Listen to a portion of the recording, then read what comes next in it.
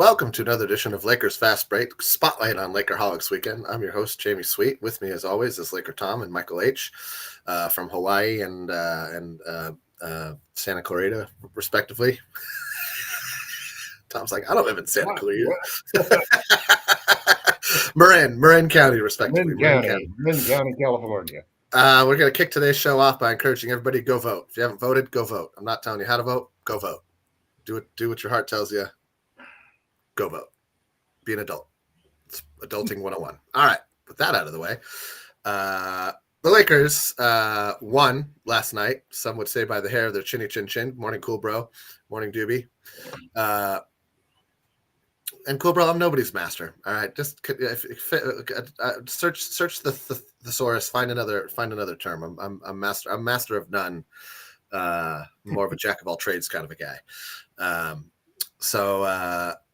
Let's say that had that game been a loss last night, it would have been more of a. I was talking with Tom about this before he popped on. It would have been more of a agonizing loss than it was a triumphant victory, because of how the Raptors are obviously not a win now team. They're kind of a transition phase. Although I always feel like Indiana, they're always pretty competitive. They play hard. They've got long guys. They've got a lot of raw talent on that team, and they just need to find some more refined skill. It would have been interesting. Go ahead. They're also one of the highest scoring teams in the league, so they play at a high pace. They played at a very high pace, which I thought gave us a problem at the end of the game when we were starting to run out of gas, because we hit them hard early and never really kind of sustained that, which is always how it is. Same thing with Phoenix, right? You get that big lead, and that I was having visions of the Phoenix game dance through my head where it was like, we got this big lead early. It's not just the Lakers. Every team has a hard time keeping a big lead in the NBA. It's just part of the NBA. Like, the other team is going to start to chip away. Although we didn't do that against Cleveland. Generally speaking, the other team starts to chip away, and you whittle it down to once you get it in single digits, and if there's 5 or so minutes left in the fourth quarter, it really is anybody's ball game. So, you also have the factor that there are 10 teams now that are shooting over 43s a game. There's that as well. Chipping away is easier. It's an understatement for what happens in a 3-point game. It can, yeah. If somebody gets out like that, Grady Dick starts nailing like crazy. That guy went off last night. Yeah, he did. Anyway, I'm gonna do one at a time, and Michael, we'll start with you. Let's start with your thoughts on this road trip. As so far, we're a little bit past the median. How are you feeling about the road trip? Obviously, the record isn't great, but that's not indicative of exactly of what we're talking about. Like, how do you feel the team looks? Well, I was really excuse me, disappointed about the Suns game. That was the game that kind of got me a little bit, because that was very winnable, and we probably should have won that game. And I had hoped that we were going to split Suns Cleveland and win one of the two. That was my hope. They look great, and Suns is a good team. So I mean, it's no disgrace to lose to them on their home court in a close game. The Cleveland game was a debacle, but it kind of pointed out to me that we could really use a second big, because Mobley was killing us. Yeah. That Jarrett Mobley combo is what was really killing us, and we really can't handle that. Mobley was LeBron's guy most of the time, right? Except when LeBron went out, then they'd slide. Yeah, but that was LeBron's worst game as a Laker, probably. Yeah, that was But the thing about it is that at 4-2, looking at the beginning, our schedule coming into the year, I'm completely satisfied with 4-2, and we have a couple of games against Memphis that can be tough, but the next 10 isn't as daunting as our first 5 games were. First, yeah, so I'm okay with it. I was looking at it was kind of funny because Tom had posted on Lakerholics that the Cavs backcourt killed us. We did the best job against the Cavs backcourt of anybody in the last several games. I mean, they went off for 59 against the Knicks and all of those perimeter defenders. They did 47 against the Magic last night, and the Magic has, Suggs, who was a second team all defender, and KCP. Right. So they're gonna, they're the only undefeated team. And everybody was talking about OKC is still undefeated as well. Oh yeah. Who? OKC is still undefeated. Oh yeah, OKC. Well. That's right. But everybody's talking about Boston and the Knicks coming into the season. Don't sleep on the Cavs, man. Don't sleep on the Cavs. I agree with that. Their starting lineup is really good. And they have a starter out. Man for man against the lineup against us. Yeah. But, they have a starter out, and I would argue that they go 7 deep on that team. I would argue that they go at least 7 deep pretty hard and pretty solidly. Tom, your thoughts on the road trip? Well, I feel pretty much the same as Michael did, that I'm happy with 4-2, especially when I look at the next 10 games. We could easily go 9-1 or 8-2 in the next 10 games. They're 7-3, and then we're going to have an excellent record at that point in time. So I'm satisfied with where we are, and I like the fact that we performed well at the start. I think that I like the adjustment that JJ made, where he's going to now start playing D'Lo with AR, D'Lo with AD. LeBron. AD. Yeah. LeBron and Reeves as a duo. And I think that's a great foundation for the rotation. Yeah. Because this was one of the big problems that Ham had, that he didn't, number one, have any rules about. You got to always have a big man on there, and you got to always have a point guard and these types of things. And I like that JJ is looking at these combinations, because I think that's a really important differentiator between the starting lineup and between the rotations that go in after the starting lineup. It takes a rest. The schedule looks good. We're not shooting threes. We're not hitting threes. We're really getting carried by Anthony Davis's terrific performances, and free throws. Yeah, and free throws.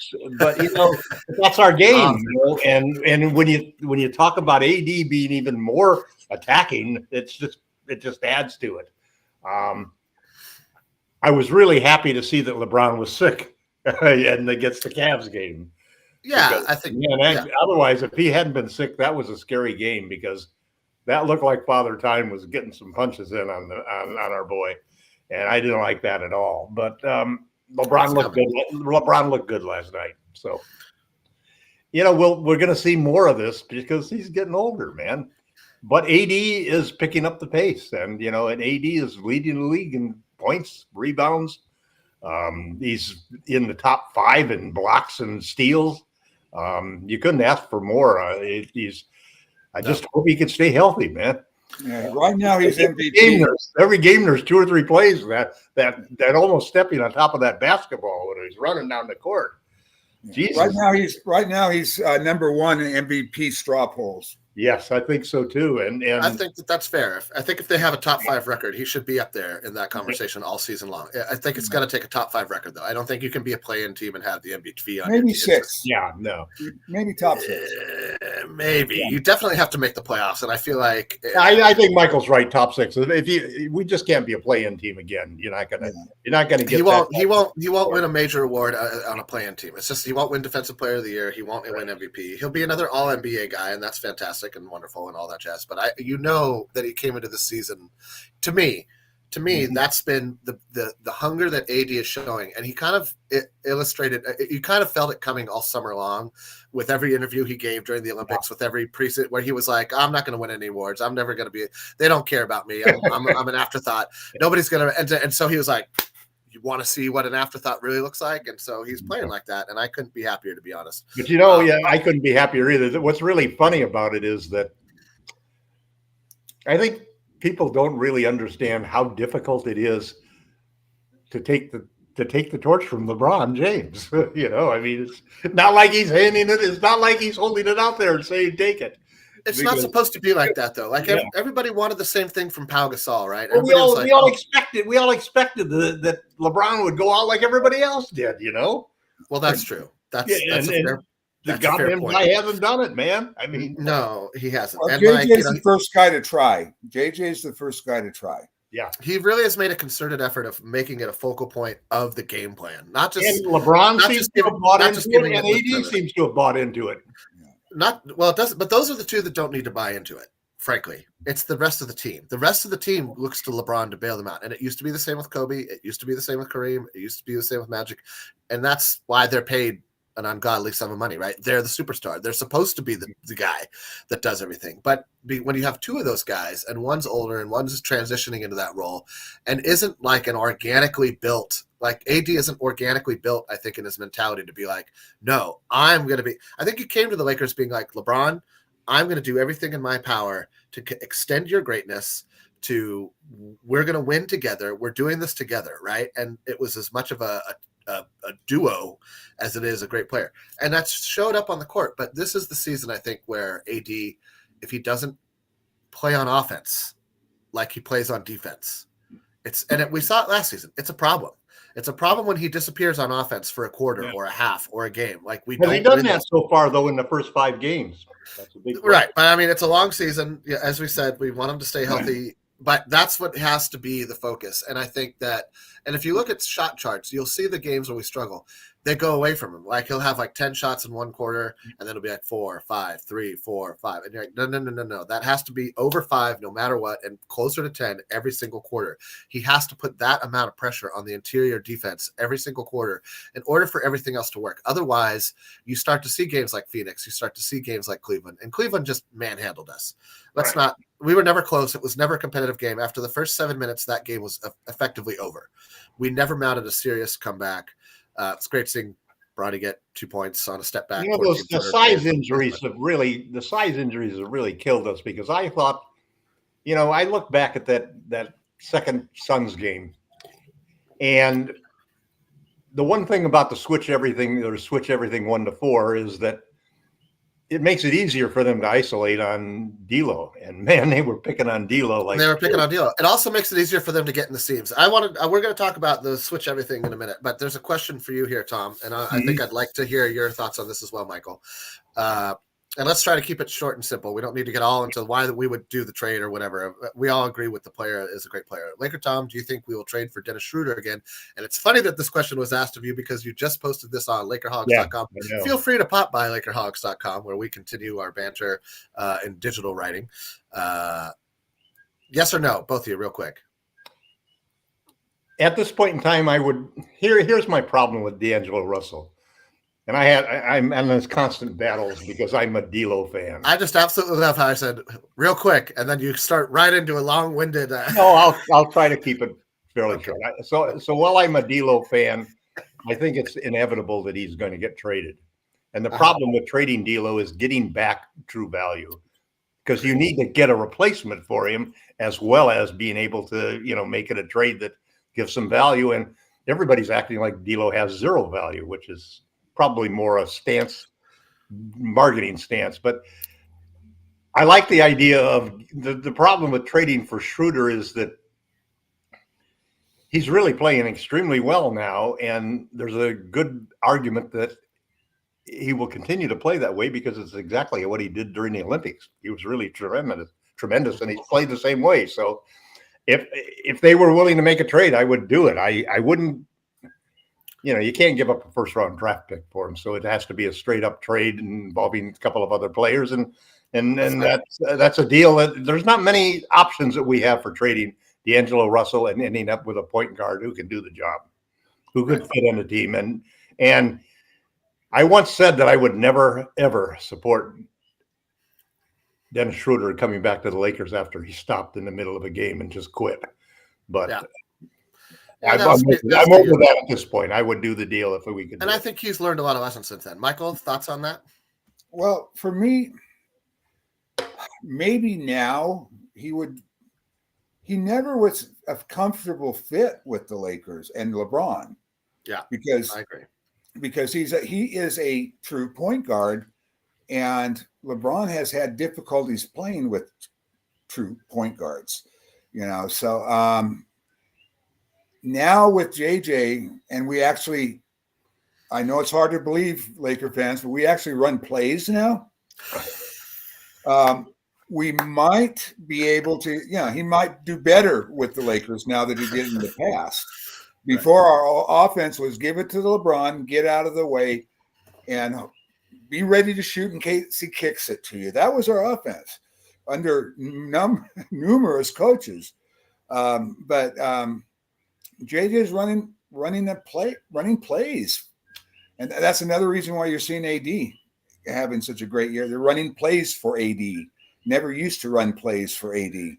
So and that's a good way to make sure that he doesn't get lost. Yeah. So that's my thing with trading. I don't know. To be honest with you, I don't know if we should or not, just because he has been so much better everywhere else he's went except for with us. Right. Well, I think that comes down to what you're saying, is that his usage is higher in other places because they depend on him to create and initiate the offense. And it's not necessarily. There's also the Darvin Ham thing to look at too. Well, he's not as good a 3-point shooter as D'Lo, which for the Lakers, I think 3.6% from 3 now.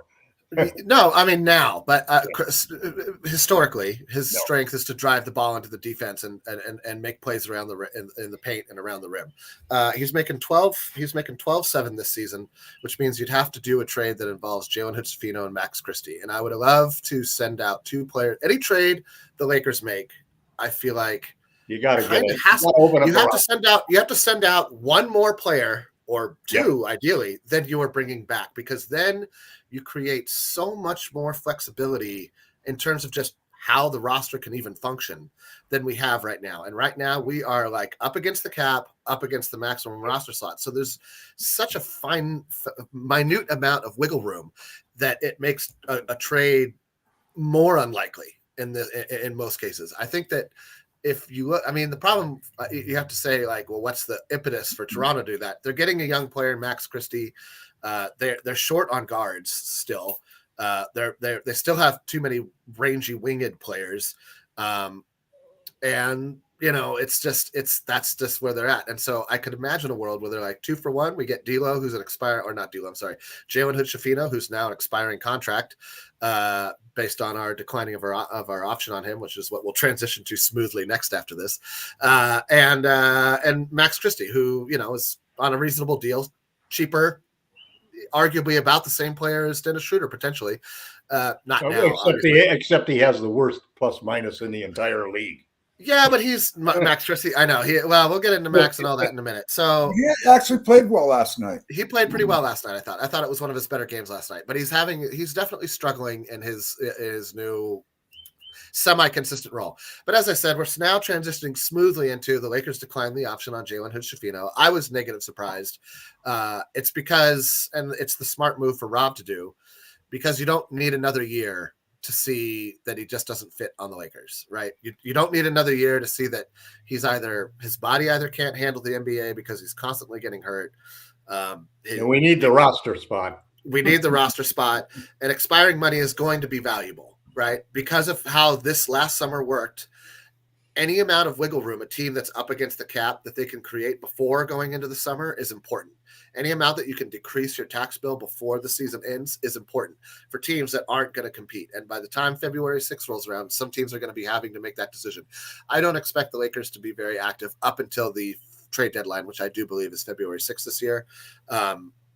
And that's just my opinion. I know that some people are going to be hoping for a December 15th trade or a January trade. I just think that because of how the season works now, with the play-in spots, with the lottery being what it is, there's less and less of a impetus to do an earlier midseason trade. You either do what we saw right before, where with the Randall for Towns, where you still at least get to roll into the season with the team that you're hoping to compete with for the majority of the year, or you take it right up into the deadline and say, well, we have to decide by now whether we're going to cut bait or run or kind of stick with it and see what happens. And there's a few teams out there that wouldn't be surprised to see them cut bait and run a little bit, just based on the early season returns. Indiana's starting off a little bit disappointing.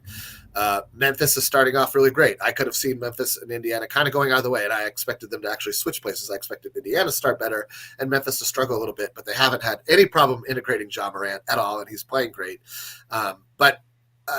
Obviously, was anybody surprised that the Lakers declined the team option on Jalen Hood-Schifino? No, I wasn't. Yeah. So, and nobody really sees him fitting on the team, right? Not as currently constructed. He was a Darvin Ham hire, man. That's the difference. We'll never know. Based upon the coach.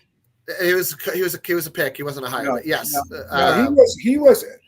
This is the thing that people, he hasn't done well. Some guys don't do well when they're drafted in the NBA. But so they call it a draft. He was a high. He was being projected as a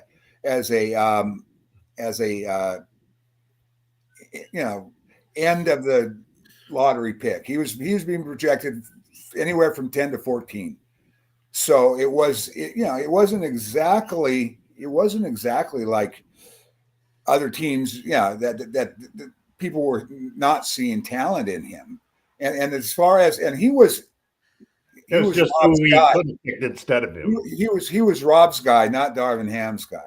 I kind of agree with that because the D'Lo situation was not yet resolved at the time. I believe D'Lo was going to be an unrestricted free agent that summer, and so I think the Lakers were concerned.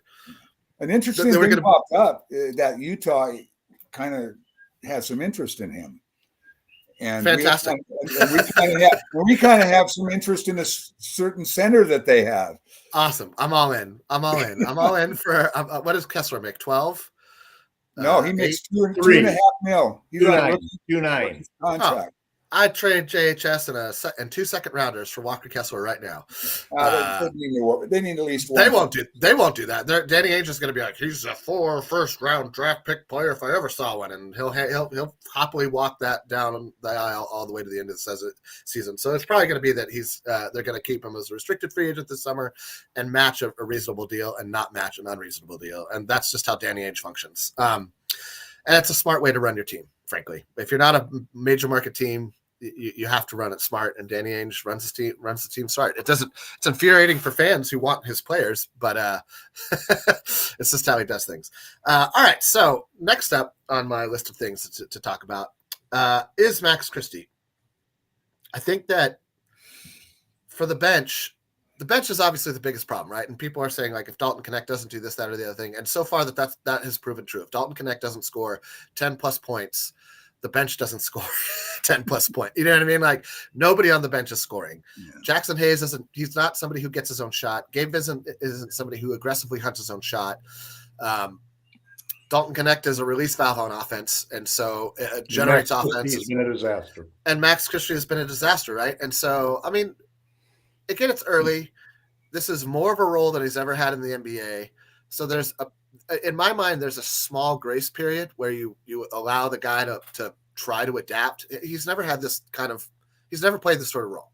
He's never had this kind of pressure on him. He's never had this kind of pressure on him. And it's a lot. And I think that they're going to give him 20 games in this role, right? In this 10 to 15 minutes a game slot, backup guard, first guard off the bench behind Vincent, first shooting guard off the bench, if you will.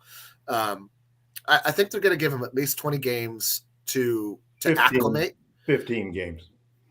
You say 15? I just think that they'll give him a quarter of the season. But if it doesn't, for me, my guess is he has until Vando comes back. That's probably that might be 3/4 of the season.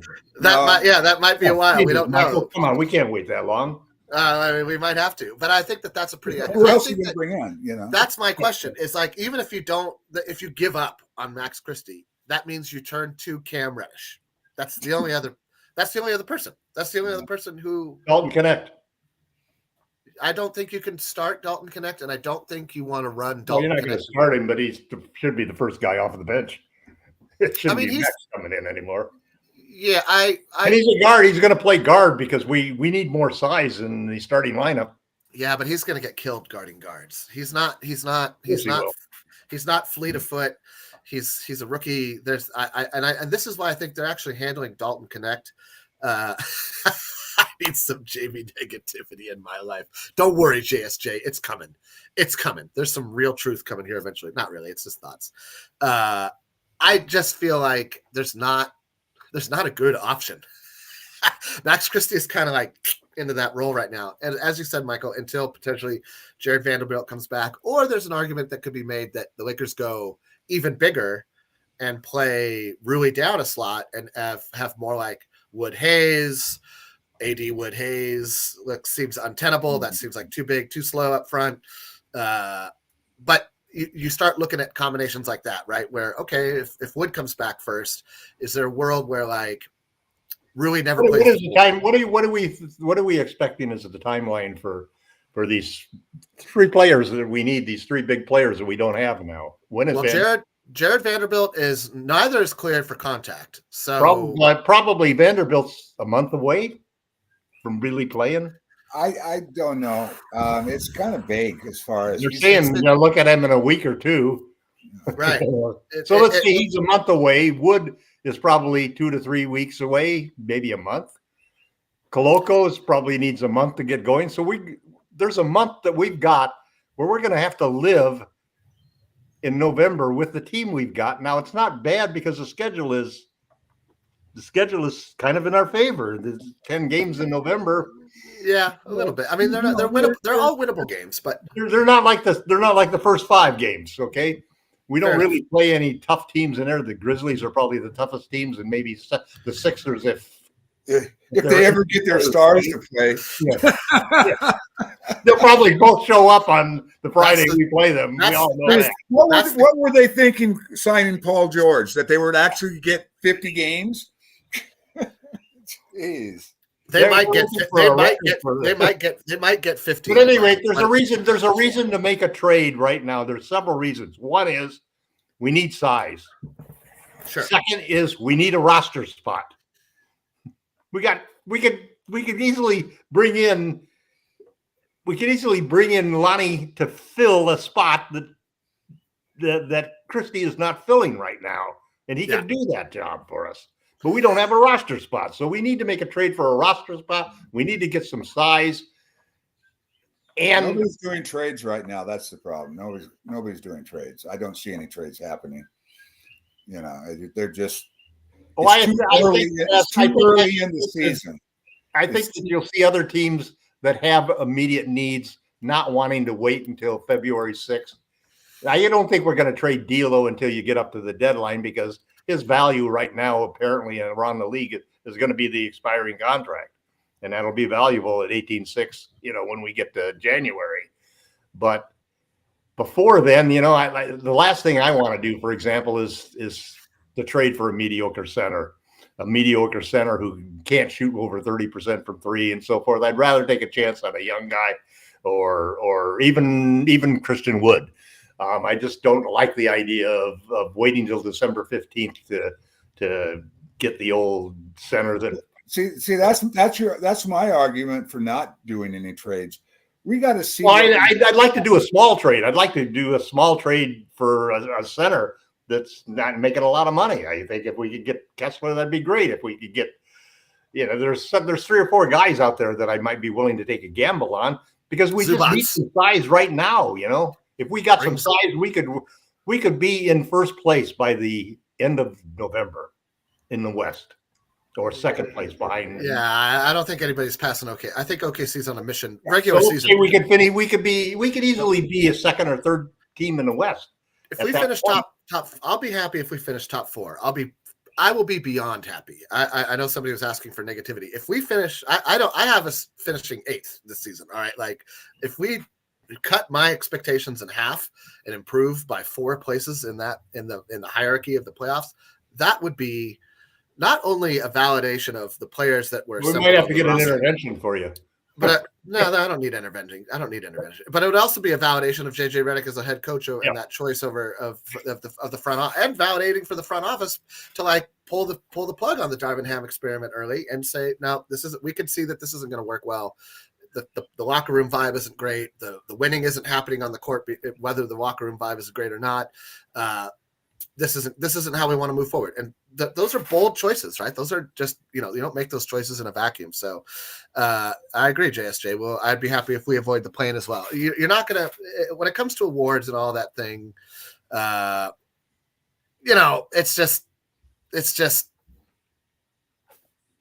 it's important to the players. It's never important to me. I like it when one of our guys wins an award. Like when Lamar Odom won Sixth Man of the Year, I was very happy to see Lamar Odom's, just to feel, it's a justification and a validation, a validation of, your time and effort. But in terms of like how I feel about the Lakers, it doesn't really matter, right? Like I just want us to win. That's all everyone. That's all. One thing. Yeah, the championship is all that really counts. It's all that matters to me, right? Yep. If you put it's a great team. It's a great team if you put another banner up on the wall, and whatever happened over the course of the regular season, that's fantastic. Well, those other things are what you are happy for if you don't win the championship. All right. So one thing on this point before we move on, please. I think that JJ's new rotation will help our second unit. Yeah, I agree.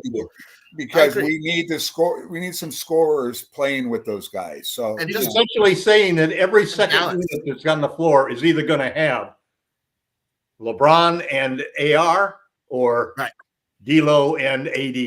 Right. And I think it makes sense to try to generate like a cohesiveness. If you're going to break it up into two squads, right? You don't just want to like switch the squad up every night and be like, well, now let's try this. Well, now let's try that. Well, now let's try this. Well, now let's try it. That's Darvin Ham. I was going to say that was very much how the Lakers felt last season. He'd give it like maybe 2 or 3 games, and then be like, doesn't work. And it was like, well, let's. And also, you have Max on the floor. You have Max on the floor with AD. Yeah. No, and I thought that was. I thought that was one of the things that helped Max last night. And I think we all want everybody on the team to succeed. We're all not we're not giving up on anybody. It's just that we also see the writing. We've all given up on JHS. What do you mean? Come on. All right. You're right. We've all given up on Reddish, Lewis, and JHS. I haven't given up on Cam. I haven't given up on Cam. He's going to contribute this season. No, he's gone. I'm not talking about next season, next summer. I'm talking about right now. He's on the roster right now. He's gone. Whatever. He will be gone before the end of the year. You want to bet $2? Sure. Want to bet $2,000? No, 2. I top it out. Come on. Max should never drive. Actually, I disagree with this. Max took it hard to the hole, got fouled at the top. Max takes it to the heart of the hole and gets blocked almost every game. He doesn't have great hops. He needs, you figure out in life what you can do and what you can't do. And then you stop doing the shit that you can't do. You know his problem? Or else life is not going to be very good to you. His problem is he has to dunk with 2 hands each time. Yeah, he can't go up with 1 hand. If he could dunk with 1 hand, he wouldn't have gotten blocked nearly as many times. But he's a good enough jumper that he needs to understand he's got to hang and crash into the defender. And then he last night. He was better at that last night, and he's also doesn't have the quickest release on his jump shot. So like it's all of these like are it's like obstacles he's got to overcome. He either has to get that jump shot off quicker or just be more decisive.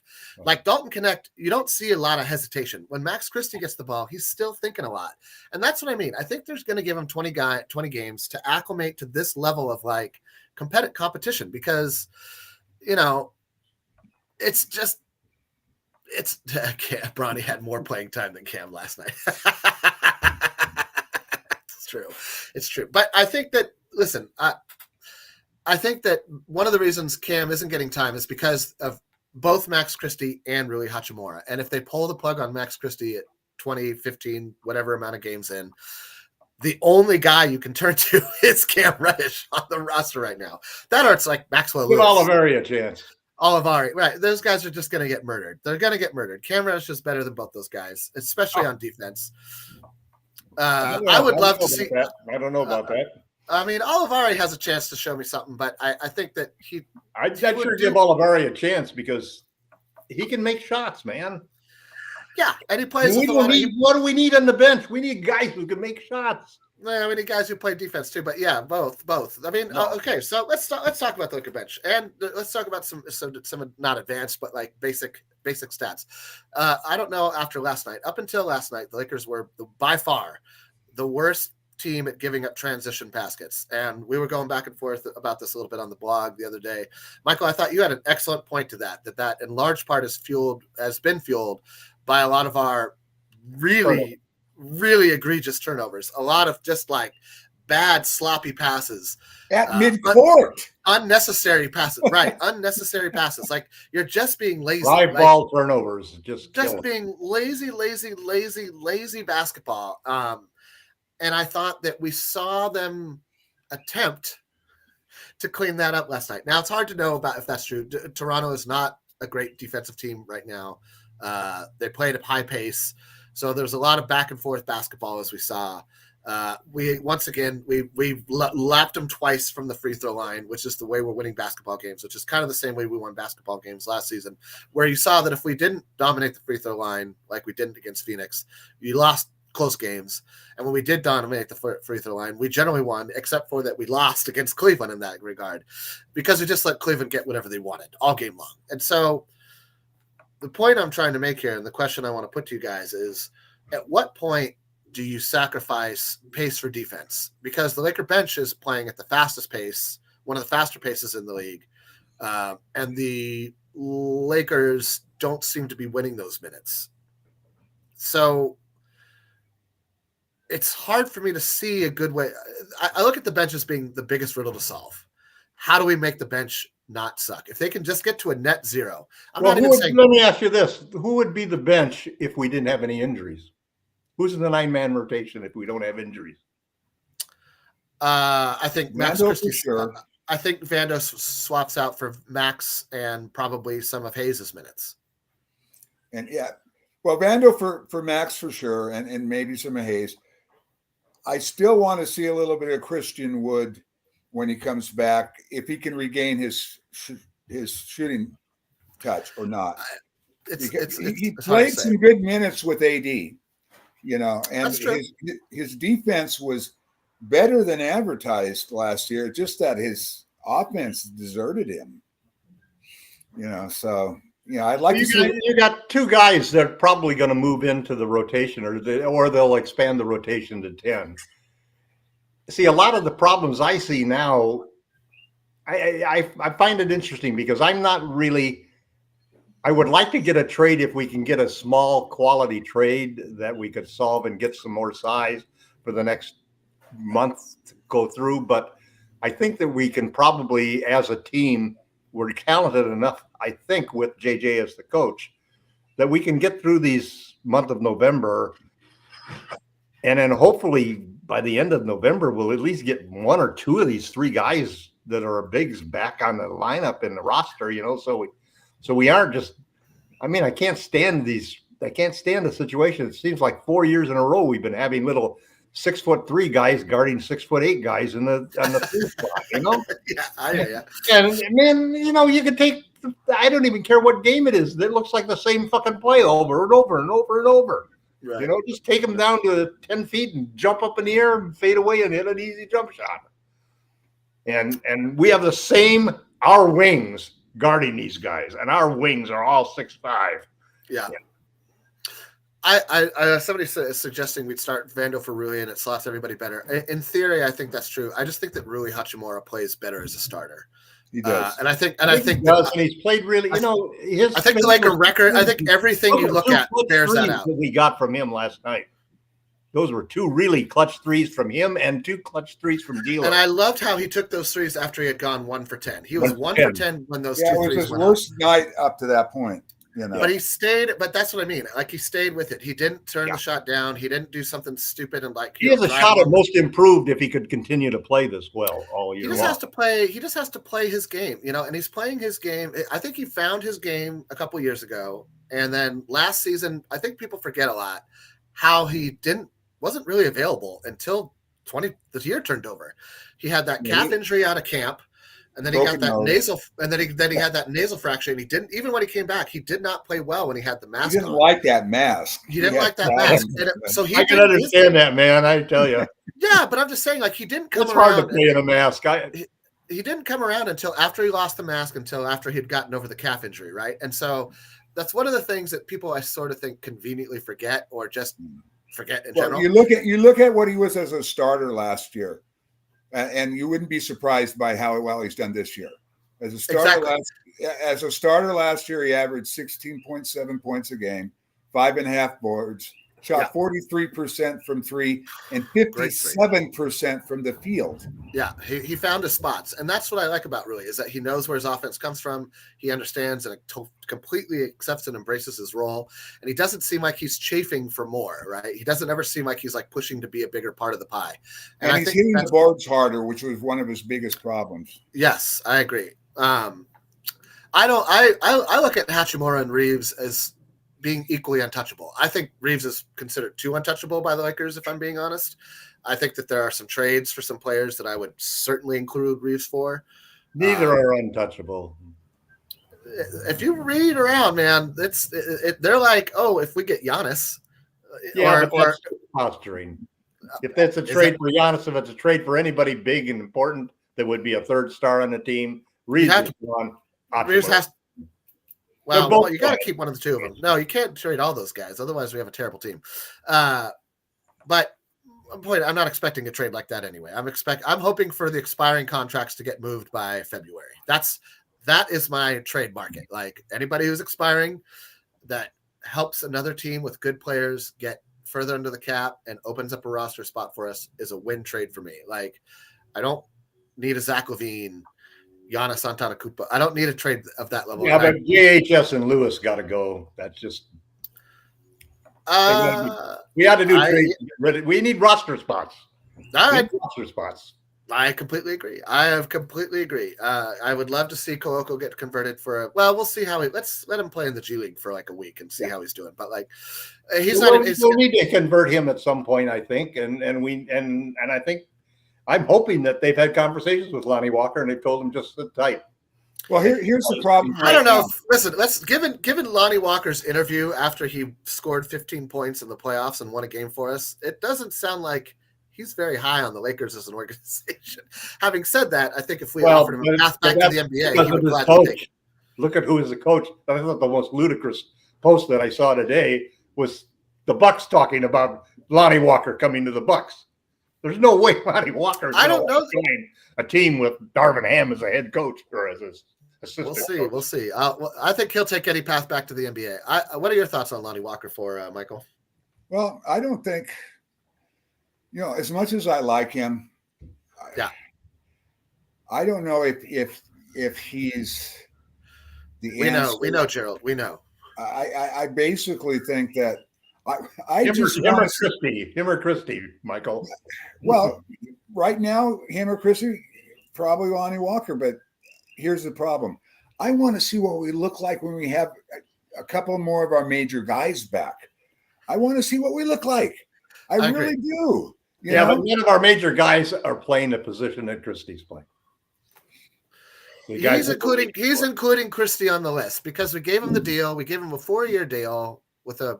It's here's the one thing that Christie can do. That contract that it's before we can trade. They didn't want to lose him for nothing.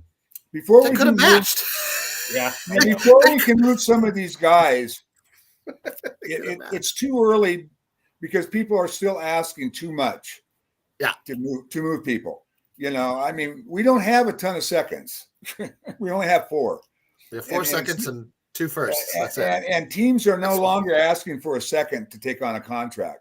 They're asking for 2, 3, 4 seconds to take on a contract. So, and now that won't continue throughout the entire year.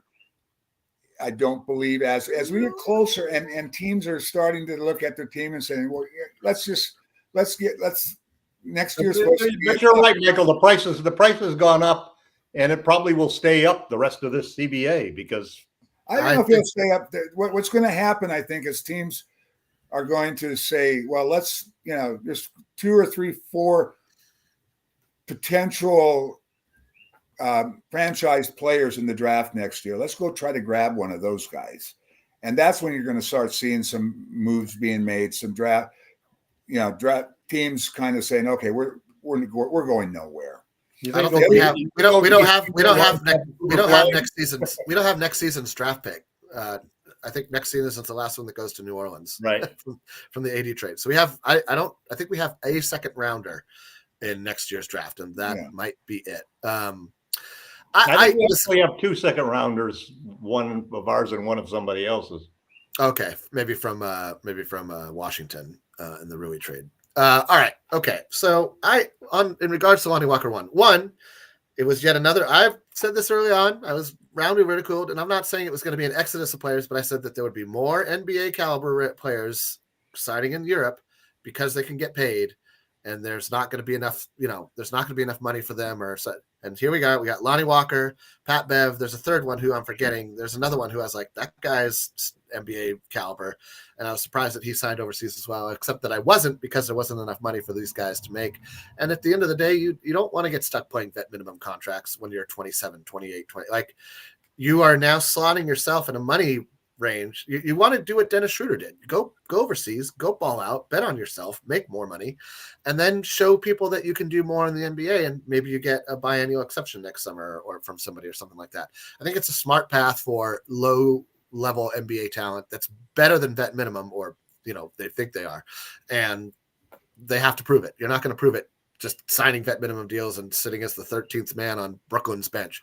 So I think Lonnie Walker made a good choice for his career. Like, go where they're going to play you, go where they're going to pay you. If you're not getting paid and you're not playing, you're not going to make more money. And it's just as simple as that. So yes, Jared, we're all aware that Tom is aware that Lonnie Walker signed in some European teams. His contract will have an out in it. I'm sure it does, and it would be silly of him not to do so. Like, you're doing this to stay NBA ready. You're doing this to further your career. You're not doing this because you've accepted. You're doing this to make a living. That's exactly right. That's exactly right. And like, he didn't get a vet. He didn't even get an offer. He wasn't able to get an offer this season. In terms of like, could we have gotten Lonnie Walker over Max Christie? I'm not sure that we could have at the time. I will forever say that we could have matched any deal for Christie. We could have probably signed him for a couple mil less, which would have been nice. But we still would have been at 15 roster spots. So it's kind of irrelevant. Point being, it's I don't expect this is going to change during the CBA. I think every year you're going to see a couple of guys, and it might be Christian Wood and Cam Reddish next year, right? Next summer, you might see that Cam Reddish and Christian Wood can't latch onto a team for any amount, and they end up going and playing in, somewhere else. Turkey, Tel Aviv, wherever.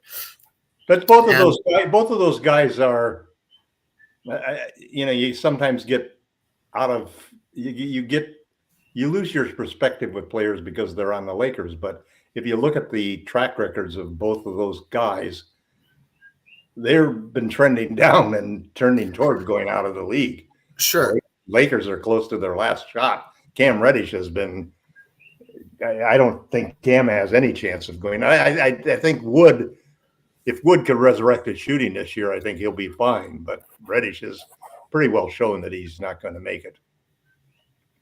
I think he would as a defensive stopper if he accepted that role, and if he really dedicated himself to that. I think you could see him as a role of guy off the bench to help shut down an opposing microwave score, because I think he could do that. I think with him it's both a combination of he's unable to stay healthy and he doesn't shoot very well. And if you don't acknowledge that early and adapt your skill set early, it just makes it harder, because as you're saying, once you get pigeonholed as something in the NBA, it's hard to get yourself out of that hole. It's hard to rewrite your narrative once you're 5, 6, 7 years into your career. Everybody kind of assumes like, this is what you are, this is what you're going to be, and these are your limitations. And it's hard to get past that assumption. All right, we got about 10 minutes to go here. We got 2 games left on this road trip. I think it's going to be real tough to win in Memphis. I think that we have to win in Detroit to salvage the road trip in general. If you go 1-4 on the road trip, that's basically a disaster, right? Nobody wants to go 1-4 on the 5-game road trip. So going 2-3 is a salvageable thing. Going 3-2 would be great. I just think that because of, and this is where I wanted to get into the 1-4 switching everything. What I've started to observe is the way the Lakers are executing it at this time. It's either creating one of 2 conundrums, and I don't see a good way out of it. If you're switching everything, quick guards like Garland and Morant and Booker are getting into the seams and they're getting to the basket and they're creating offense or scoring, and that's a problem. Or once we lay off the screens a little more and allow them to kind of go behind the screens, if they're good enough shooters like Phoenix was, they're shooting over the screen, or they're shooting over the defender rather, and they're getting hot from three. It requires the team to play at a level of physicality that I'm not sure some of the guys have in them for 82 games. Like, if you're going to switch everything, you have to be hitting hard on the screener, and you have to not lay off the contact and go like really far around off the back, because then you're opening up 3-point shots, or you're creating a seam for a guy to drive past between the two defenders, split the defense. I don't know that there's a better generalistic defensive scheme for us to play right now. I've seen us go to like a weird 2-3 man zone at times. It was a little bit more in the preseason than I've seen in the regular season. And I think we don't play a lot of man to man that I've seen, unless it's in like transition. But our as we chase the three guys down the court, right. As we chase this, right, exactly. And our transition defense has been god awful so far. So I'm curious to hear. And I know, Tom, you're a big proponent of switch everything. So I'm going to start with you. Bear in mind that we only have 7-ish minutes left, 10 minutes left. So let's attempt brevity. Myself as well, all of us. But how are you feeling about the 1-4 scheme right now? And do you think it's one of the reasons that we're seeing an uptick in or a lack of transition defense because we're trying to settle into this scheme in transition, or what? Well, I don't think it has anything to do with the transition defense. Transition defense is going to be dependent upon two things: turnovers and offensive rebounding. You either, it doesn't really have anything to do with whether we switch or don't switch. The purpose behind switching everything 1-4 is pretty simple, that it's easier to keep the man in front of you, which reduces penetration. It's not always works, as obviously a good quick guard can go by somebody anytime. Right. But it saves you a lot of energy in fighting over screens, and it works. It's more compatible with the drop coverage, because if you're going to fight over screens, you're constantly letting ball handlers put their defender in jail and get those easy floaters and mid-range jumpers. So I think it makes total sense that we've got a switching technique now, or process, that is compatible with the drop coverage that we play. And then when AD is involved in it, we have different options, because he's the guy who's going to come off the screen. I think it comes down to how the players are playing it, because obviously what you need to do, there's still some question about what does a defender who's switching do. Does he come out and attack the player coming over? Does he sit back on him? And that all depends upon the kind of player that you're guarding. If it's a guy who can shoot, you're going to come up obviously on him and really tough. If he's a guy who can shoot and drive, then you've got a double edge, because if you come up on him tough, he can go by you. Yeah. So it's a case of, number one, I think that we have the right strategy now to go forward. Now what we just need to do is to work on executing it. And then secondly, at some point in time, we have to realize that we're not going to probably win a championship with Russell and Reeves as the two guys doing that switching, because both of them are to some extent players that are often people try to isolate. So, I think we have to, one way or another, we're going to have to replace one of them with a better defender, and that will dramatically help the situation. And then even at various times in the games that you may see, this is where I think that Vanderbilt playing shooting guard becomes an important factor, because he's the guy you can put in there that will all of a sudden, if we had another good defender, we could all of a sudden have a change up that was very strong defensively. So I'm in favor of the switching moves that JJ has made. I've been lobbying for it for 5 years, and it will be successful. It's a better way, and it's a more compatible way of defending the perimeter, since we're using drop coverage. Michael? Yeah, I just want to give it some more time. I mean, 6 games to me on a new system is just a little too early to really judge how it's going to work. It's a good system. I don't think, Austin's become a much better defender. The problem, the reason why I like the concept is because D'Lo has slow feet. Yeah. And he's and unathletic. He's not an athletic guard. this really helps hide him. When you're switching everything, so you can keep us. And every team has got a defensive liability they got to hide on their lineup. So it's nothing. Just it's not just the Lakers, but I like the way that and like Tom said, and also we're going to be able to bring more defense in. Once we get Vandal back, we're going to be able to bring another defender in when we need them. It was kind of funny last year. We were getting blown out with Ham's defensive lineups. When we switched to an offensive lineup, we were literally 10 to 15 points down in every first quarter practice. It seemed like with our defensive lineups. Once we went to a lineup featuring offensive-minded players, we were at least a little ahead, a little behind, but we were right there, because we were able to score. So I'm going to give it a little bit more time to see what we really need to do as far as but like I said, it helps hide D'Lo. Austin's become a lot more aggressive on defense. That's one of the things he's really raised his game on, I think. So we'll see. But also, it takes some pressure off of LeBron as well. LeBron's not having to chase people as often either. I agree. I think that's the main thing, is that it seems like I like that it seems to me in this moment. I think you're right. Time in a new system is always needed. And we're only, as you say, only 6 games in. I generally don't even try to analyze where a team is at until 20 games in. But the fact of the matter is that the games count. If you tumble down in the standings, early, as we've seen the last couple of years, it gets harder and harder to make up a 10, 15 game gap that you put yourself in October, November. It's hard to make up that ground in March, February, March. And so if we can avoid that kind of tumble down the standings, if we can stay around top 5 for the early part of the season, and listen, I give last year's team a lot of credit. They were able to come into, once they got that starting lineup issue figured out, however they got there, whether it was Rob telling Darvin, I'm going to fire you in the summer if you don't start playing Rui, or if it just was that Rui eventually was healthy enough or whatever. We'll never know. I gave that team a lot of credit for getting to the point where they could have popped into the top 6 if another team had tumbled a little more, right? They were right there. And the last 5 slots of the whole Western Conference was a toss-up until the final game of the season, if I recall, maybe the final 2.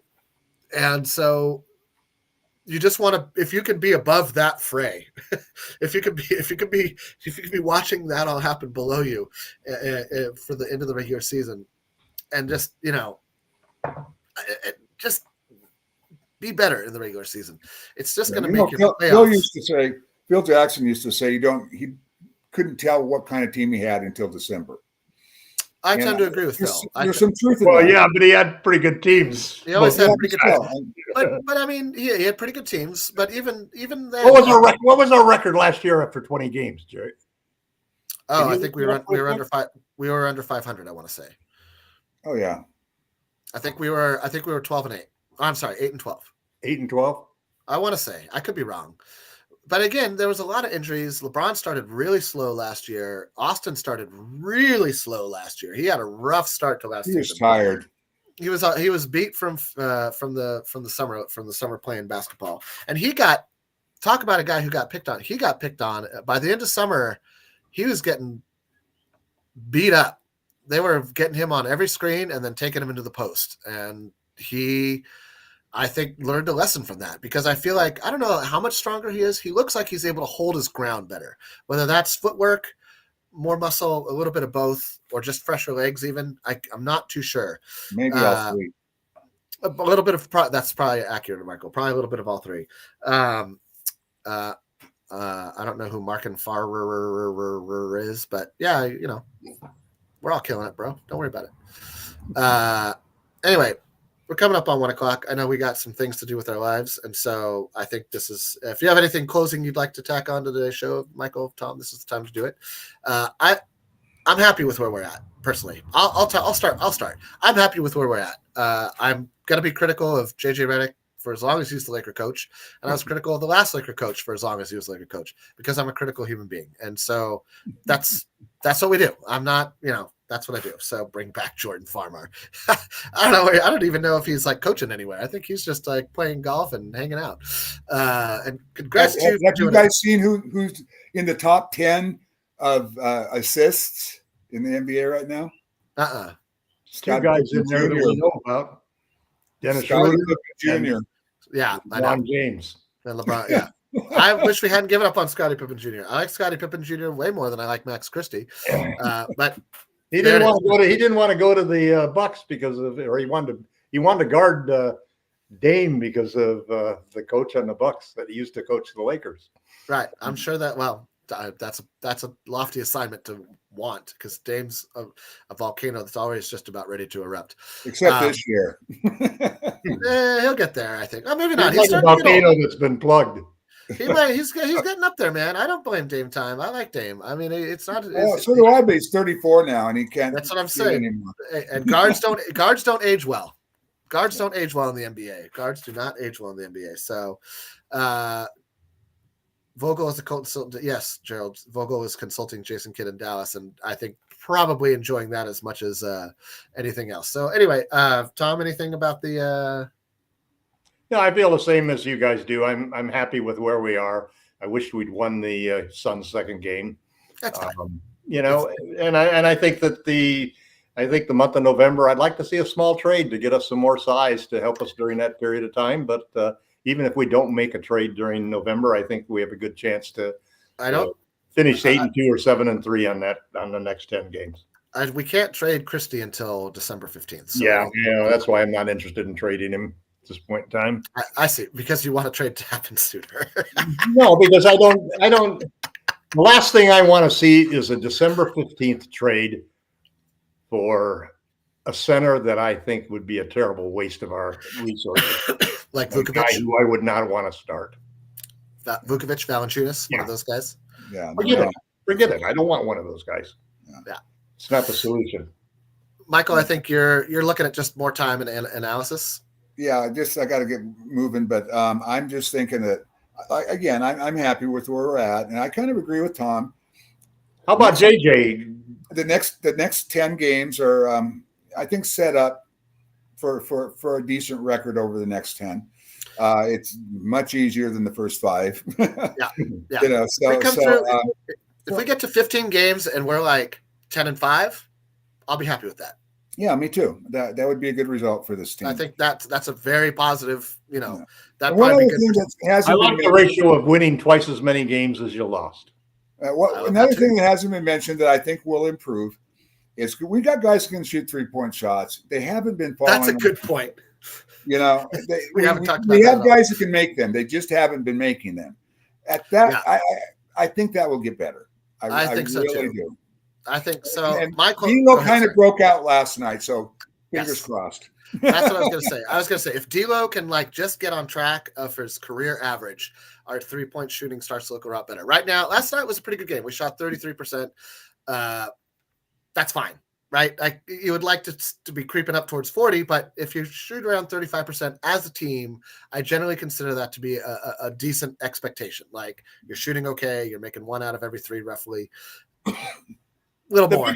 The single biggest thing that I think, but I like the shots we're taking. The single biggest thing I feel good about right now is JJ Redick. I think that everything that he has done so far has been spot on. Yeah, I would agree with that. I think he's made some great adjustments. I think that he's open to. I just think that it was, whether it's his intelligence, his preparation, his ability to analyze and break down, that he developed as a player, and then use those skills to become a successful podcaster. I think that he's got a lot of the tools that make up a successful head coach. My question was never, I think the same thing about a lot of guys. I thought the same thing about Luke Walton. I thought Luke Walton had a lot of tools that would make for a successful. So there's a difference for me between the potential to do something and the actuality of it. And so I was never and to be honest, offense was never my question either. For me, it was always, how's our defense going to look? And so if he can really start to reduce the turnovers in the offense, which will help reduce the transition deficiency that we're currently fighting against, I think that all will contribute to allowing us to get to that 10-5 plateau, or mountain, or whatever you want to call it. A lot of the enthusiasm and positivity that all three of us feel, I think, is really due to JJ Redick. Well, for me, I think it's also what he has done is he's taken he has taken the lineup. He said, okay, these are the guys. How can I make this group of guys better? Whereas Darvin Ham said, well, this is what I want to do. And his players didn't match what he wanted to do. You can't, a good coach. I mean, look at Phil. Phil, everybody talked about Phil and the king of the triangle offense. How often did the Lakers actually play the triangle offense? On occasion. On occasion, right. On occasion. On occasion. A lot more LeBron freelancing with that offense than we're seeing right now, actually. Well, and you know what? I think that JJ runs some like triangle 101 sets, and I put it in some of my posts. There's some times where he clears 2 guys out on the side and 3 guys are moving around on the other side of the court. Well, triangles are a big part of basketball, man, no matter how you cut it. That's right. All right. Anyway, Michael's got to go. We all got life to live. I'd like to thank Laker Tom and Michael, of course, Gerald, for 3 more wins this week. We're going to finish the weekend with 3 wins. I think Memphis is going to be hard. I'm predicting Memphis. I'm calling Memphis Memphis will be the blowout. Memphis is going to be a loss. I hate to say it. So we'll see. We'll see. Yeah. So whoever was asking me to be negative, there you go. We're going to get killed in Memphis, and it's not even going to be close, and it's going to be the worst loss in Laker history. God, I don't even want to ask you about the election. Don't even say a word. Okay, I have to go, guys. Aloha. All right. Goodbye, in the blog right now. We're gonna everybody vote. Thank you, everybody. Have a great day, and thanks for the best chat ever. And thank you, Gerald, Joe, and the entire extended list of Fast Rate Bradley. Have a great day. Okay. Good guy.